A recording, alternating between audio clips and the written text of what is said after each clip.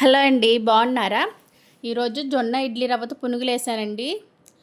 ఎలా చేసుకోవాలో చూద్దాం. 2 గ్లాసుల జొన్న రవ్వ, 1 గ్లాస్ మినపప్పు, ఒక 4 గంటలు నానబెట్టుకున్నాను. ఇది జొన్న ఇడ్లీ రవ్వ సూపర్ మార్కెట్లో అవైలబుల్గా ఉంటుంది. మీకు లేకపోతే జొన్నలు కూడా నానబెట్టుకోవచ్చు. అలా నానబెట్టుకుని మిక్సీ పట్టుకుని పిండిని ఒక రాత్రంతా నానబెట్టుకుని తర్వాత రోజు ఉదయం ఇట్లాగా ఈ పిండిలో ఉల్లిపాయలు, పచ్చిమిరపకాయలు సన్నగా కట్ చేసుకుని వేసుకోవాలి. జీలకర్ర యాడ్ చేసుకోవాలి, సాల్ట్ కూడా యాడ్ చేసుకోవాలండి. ఇలా యాడ్ చేసుకుని 1 కప్పు బియ్యం పిండిని కూడా జల్లించుకోవాలండి. ఇలా జల్లించుకుంటే మనకి దాంట్లో ఏమైనా డస్ట్ ఉన్నా సరే అంతా పోతుందనమాట. పిండి కూడా కొంచెం బాగుంటుంది స్మూత్గా. ఇలా పిండి మొత్తం ఒకసారి కలుపుకొని కనీసం 1 గంటన్న నానబెట్టుకోవాలి. నానబెట్టుకుంటేనే పిండి అంతా పులిసి బాగుంటుంది అనమాట. పునుగులు టేస్ట్ వస్తాయి. పునుగులు అయితే చాలా అంటే చాలా బాగుంటాయి. నార్మల్ పునుగుల్లాగానే ఉంటాయి జొన్న పునుగులు అయితే. చూసారా, ఇలా కలుపుకుని పక్కన పెట్టుకోవాలండి.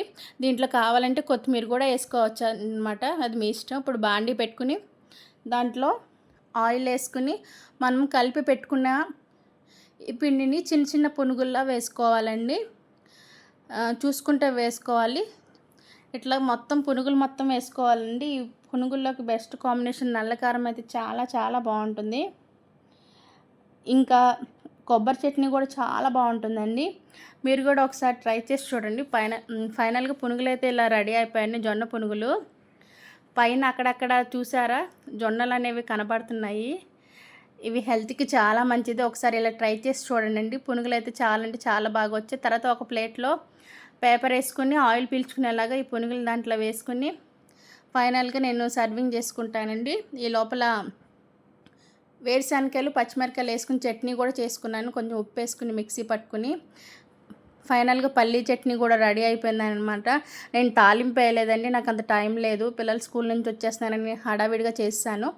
ఫైనల్గా పునుగులు అయితే రెడీ అయిపోయినాయి. మీరు కూడా ఒకసారి ట్రై చేసి చూడండి. ఆనియన్స్ వేసుకున్నాను, ఇంకా పల్లీ చట్నీ చేసుకున్నాను. ఇవన్నీ చాలా బెస్ట్ కాంబినేషన్ అనమాట. నల్లకారం కూడా బెస్ట్ కాంబినేషన్ దీనికి.